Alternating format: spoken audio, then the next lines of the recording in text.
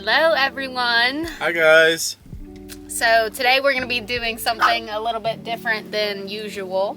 Yeah, so typically we do a lot of off-the-cuff videos where we're just kind of talking as we're speaking without too much in mind.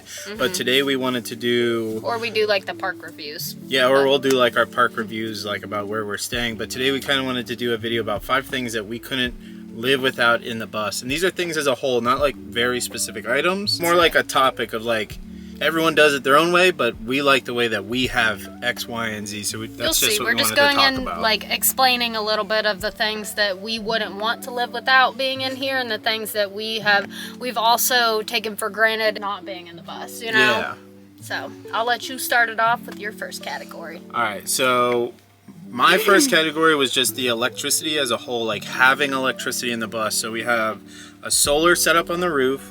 We have an electrical system inside the bus. So we have like a breaker with all of our electricity powered by a bus, like a secondary house battery.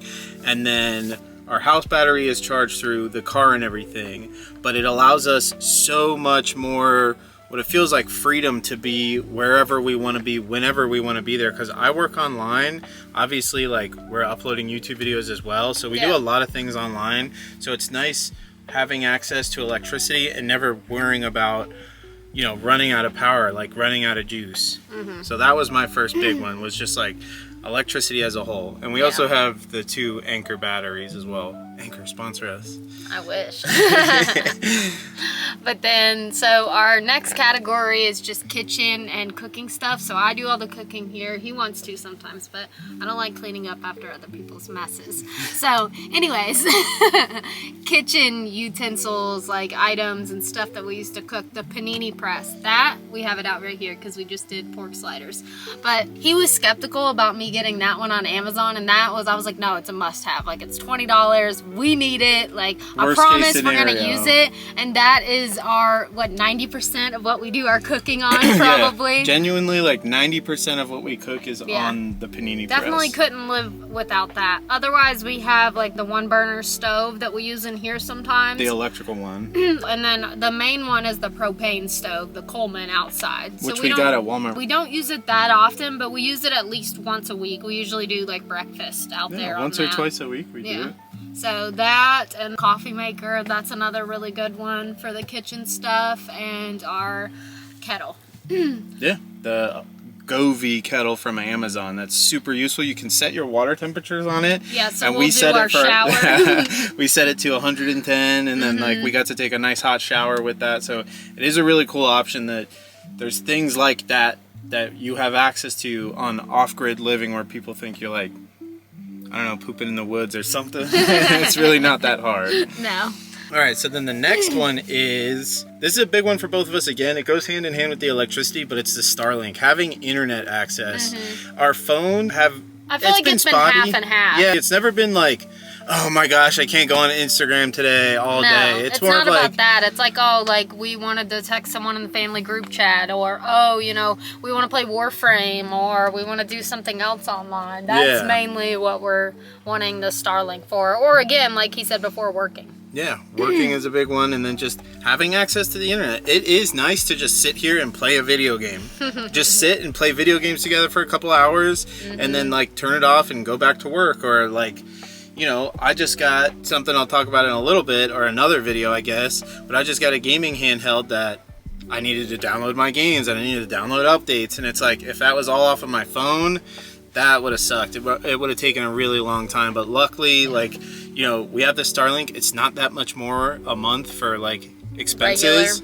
Right now, as of 3/5/2025, it's $165 a month, but it's fast internet anywhere we go. The slowest it's been is when we've been close to a city or in a city, but then our phones are working great. And then if we're out in the middle of nowhere, you know, our upload speeds are crazy. So we really get the freedom of, again, doing what we want, doing how we want, and then doing it the way we want.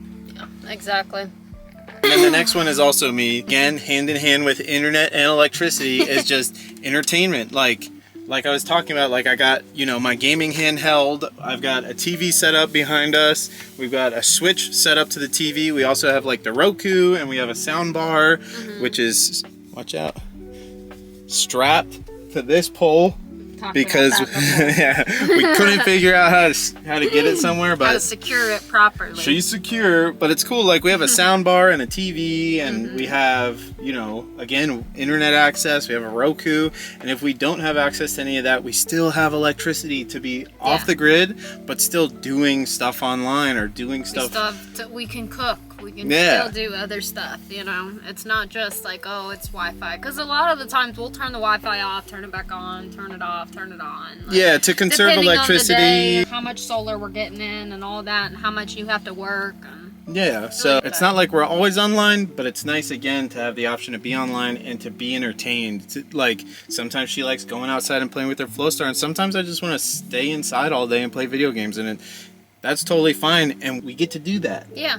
We get to do what we want. Again. We're always with each other anyways. Yeah. Like, we can go do our own separate things. Yeah. Right beside each other, pretty much. You know? But yeah, those would be my, like, 3 major picks. Would be the electricity, the Starlink, and then our entertainment options. Yeah. And then another one for me is just having a toilet in here. We hate the toilet that we have, granted. Don't get me wrong. We're not gonna even get into that because it's just all the toilets that we've tried, they're just not it. But anyways, it's just nice to be able to have one in here, you know? Even if it's crappy and we don't like it as much and all that. And then another huge thing for me is all the storage that we have. Because we get to keep stuff like, yeah, stuff is kind of everywhere, but stuff is also like put away for the most part, you know? Yeah, so... And again, it goes hand in hand with the toilet is like the refrigerator and the storage. Like these are luxuries that people don't think they have because they're like living in a bus or living in a van or living in a vehicle. And it's like, I have just as much storage as I had at my last, like the last place I was renting for clothes. Like I had to get rid of some things, but it wasn't like things that I needed. It was just things that... Just excess that you just had. stuff that just being materialistic. Just having stuff, and I was like, I don't even know why I have these things from high school. I'm never gonna use them again. And it's just like, now it's like very compact living, but we are still privy to a refrigerator, a toilet, storage in the back, storage in our stowaway. You know, we have all these things that people, you know, you think you don't have access to. We have a whole pantry, a refrigerator, a medicine cabinet. Again, a toilet. Toilet, we have running water. Yeah, we have running water. So we have these things, but we just operate them all on a different level than if you're, you know...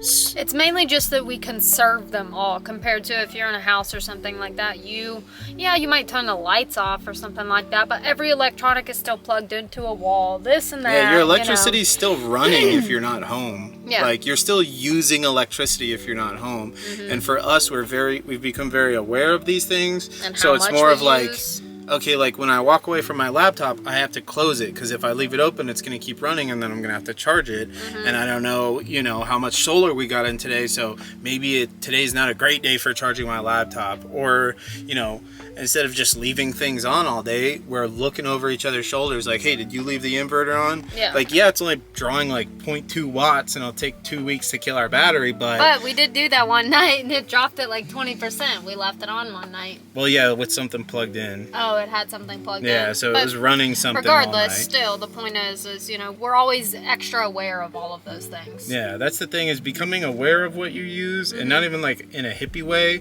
but realistically, like the amount of money people could save by just being aware of the amount of stuff that they're using and like turning off things when you leave your house. But yeah, those are like 5 things we can't live without, and also one of our spiels like we always go off on.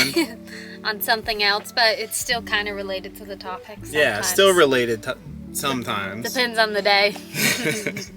But I think that's it. Yeah, hopefully you guys enjoyed it. Leave a comment down if you want to see videos like this more, or if you guys have any suggestions for things you want to see. Let us know. Bye. Bye.